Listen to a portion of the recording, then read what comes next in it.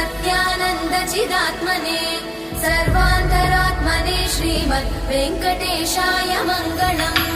स्वतः सर्वविदे सर्वशक्तये सर्वशेषिणे सुलभाय सुशीलाय वेङ्कटेशाय मङ्गलम्। परस्मै ब्रह्मणे पूर्णकामाय परमात्मने प्रयुञ्जे परतत्त्वाय वेङ्कटेशाय मङ्गलम्।